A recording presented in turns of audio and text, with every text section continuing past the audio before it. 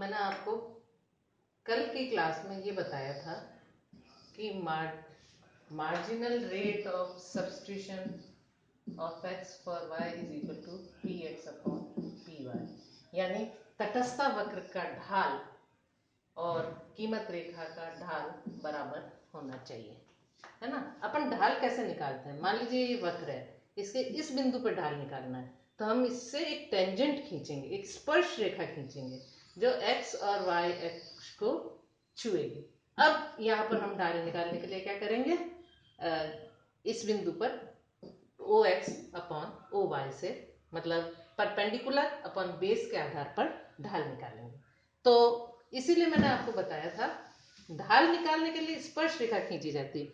अब आपको इतना बताना इसलिए थोड़ा सा मुश्किल हो जाता कि मैं आपको ये कह रही हूं कि इस बिंदु पर, ये मान लीजिए ए और अपने बी थे, तो मैं आपको ये कह रही हूँ कि इस बिंदु पर marginal rate of substitution of X for Y is greater than P X upon P Y.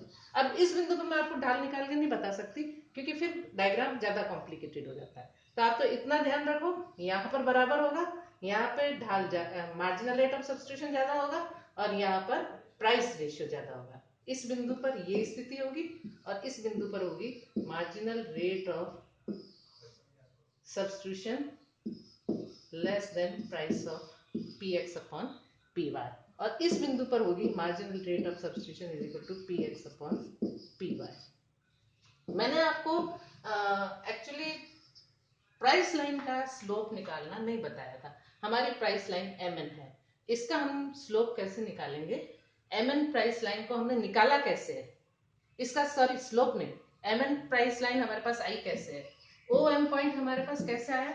O M आया हमारे आई अपॉन पी एक्स, और ओ एन कैसे आया? आई अपॉन पी वाई से। अब आपका परपेंडिकुलर अपॉन बेस है, O M upon O N है आपका I upon P X upon I upon P Y. तो ये आपके आ जाएगा, आई आई आपके कैंसिल हो जाएगा, ये आ जाएगा आपके P X upon P Y. तो ये है प्राइस लाइन का हमारे स्लोप। तो ये हमने पिछली क्लास में निकाला था और ये देखा था कि अधिकतम संतुष्टि का बिंदु उपभोक्ता का सी होगा। पिछले डायग्राम में हमने ई निकाला है पर सी होगा क्योंकि इस बिंदु पर सीमांत प्रतिस्थापन की दर कीमत अनुपात के बराबर है।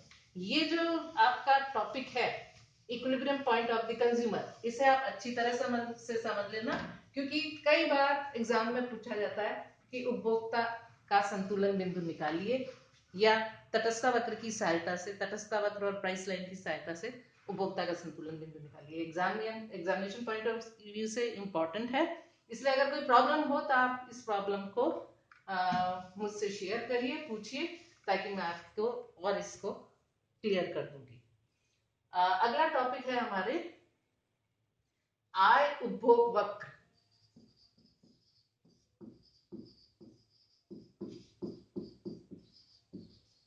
आय उपभोग वक्र, व जब आय उपभोग वक्र है तो हमें आय प्रभाव भी निकालना चाहिए। आय प्रभाव के आधार, पहले हम आय प्रभाव देखेंगे तब हम आय उपभोग वक्र निकाल सकेंगे। मैंने आपको बताया था,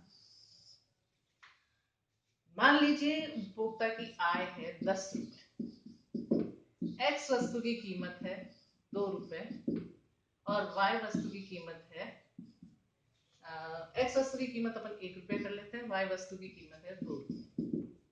अब अगर आई बढ़कर 20 रुपए हो जाए और एक्स वस्तु की कीमत वही 1 रुपया है और वाई वस्तु की कीमत वही 2 रुपया है, तो ऐसी स्थिति में देखिए हमारी प्राइस लाइन क्या हो जाएगी? इधर वाई वस्तु है, इधर एक्स वस्तु है। कितनी एक्स खरीदेगा? शुरू में वो एक्स खरीदेगा 10 और वाई खरीदेगा 5, क्योंकि अगर वो सारा रुपया अपने एक्स वस्तु पर सारा 10 रुपया केवल एक्स वस्तु को खरीदने में खर्च करता है तो 10 एक्स खरीदेगा, और केवल वाई को खरीदने में खर्च करता है तो 5 वाई खरीदेगा। अगर आय 20 रुपए है तो ऐसी स्थिति में वो 20 एक्स खरीदेगा और 10 वाई खरीदेगा। अगर आय बढ़कर ये हो जाती है 10 रुपए से 20 रुपए हो जाती है। तो हम इन दोनों स्थितियों को इस डायग्राम में ड्रॉ करेंगे।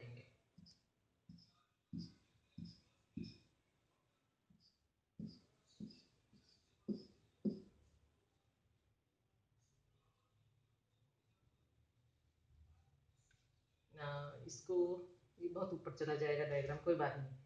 2 4 6 8 और 10, 2 4 6 8, इसको यूं कर देते हैं अपन, इसको डबल कर देते हैं, 4 8 12 16 और 20। ठीक है, तो पहला एग्जांपल तो अपना ये है, उसको कितनी x खरीदेगा, वो 10 खरीदेगा, 10 x यहाँ आ जाएगी, और कितनी y खरीदेगा 5, तो 5 y यहाँ आ जाएगी। इन दोनों बिंदुओं को मिलाएंगे तो हमारी प्राइस लाइन आएगी ये mn, हमारी प्राइस लाइन आई, जो हमने कल भी ड्रॉ की थी 2-3 क्लासों में, पिछली 2-3 क्लासेस से अपन ड्रॉ करते आ रहे हैं। अब मैंने नया एग्जांपल दिया, ये तो आपका प्रीवियस एग्जांपल है, ये बाद का एग्जांपल है। आय बढ़कर 20 रुपए हो गई, तो मात्राएं दोनों वस्तुओं की वो ज्यादा खरीदेगा, y वो 10 खरीदेगा और x वो 20 खरीदेगा। तो इन दोनों बिंदुओं को मिलाने पर हमारी प्राइस लाइन आ गई M1 N1। अब हम उपभोक्ता का संतुलन बिंदु देख चुके हैं, इस पर वो ई बिंदु मान लीजिए MN प्राइस लाइन है, तो वो ई बिंदु पर संतुलन है, x की ये मात्रा और y की ये मात्रा खरीद रहा है। अब प्राइस लाइन MN1 हो गई, पहले क्या थी MN, अब हो गई MN1। तो अब वो x और y दोनों की ज्यादा मात्रा खरीद रहा है, देखिए y की वो ये मात्रा खरीद रहा है, x की वो ये मात्रा खरीद रहा है। इस डायग्राम को मैं बिना एग्जाम्पल के आपको बताऊंगी, पहले आप ये देख लीजिए कि अगर x वस्तु की कीमत वही है, y वस्तु की कीमत वही है, लेकिन केवल आय में परिवर्तन हो जाए तो हमारी प्राइस लाइन पैरेलल शिफ्ट हो जाती है, ऊपर की तरफ शिफ्ट हो जाती है। और अगर आय मान लीजिए गिर के कम हो गई, 5 रुपए हो जाएगी, तो हमारी प्राइस लाइन इधर की तरफ शिफ्ट हो जाएगी। तो एक चीज ये क्लियर ध्यान में रखिए, इन स्थितियों में px व py में परिवर्तन नहीं है,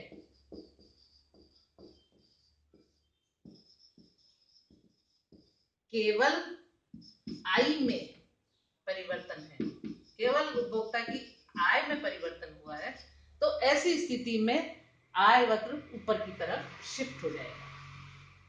एक स्थिति तो ये, अब ये शिफ्ट हो जाता है तो हम आय प्रभाव किसे कहते हैं, शिफ्ट होना तो हमें आ गया ना कि कैसे आय MN प्राइस लाइन ऊपर की तरफ शिफ्ट हो गई।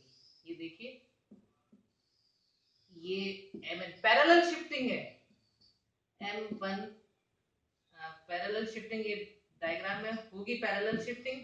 और अगर आय में कमी हो जाए, शिफ्टिंग पैरेलल होगी, समानांतर बराबर दूरी, तो ये M डैश N डैश, यानी ओरिजिनल प्राइस लाइन हमारी क्या थी, y वस्तु x वस्तु, हमारी ओरिजिनल प्राइस लाइन थी MN, आय बढ़कर, आय उपभोक्ता की बढ़ गई, प्राइस लाइन पैरेलल शिफ्ट होकर M1 N1 हो गई, और अगर आय गिर जाती है, MN से कम हो जाती है, तो प्राइस लाइन नीचे की तरफ शिफ्ट हो जाएगी और प्राइस लाइन MN1 होगी।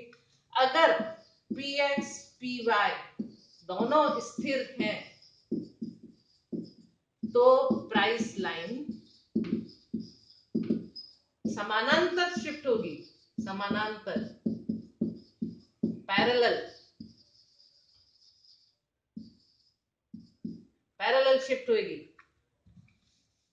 तो ये चीज आप क्लियर कर दीजिए, कल हम आय उपभोग वक्र, आय प्रभाव और आय उपभोग वक्र को देखेंगे। प्राइस लाइन शिफ्टिंग हमें आनी चाहिए। Thank you.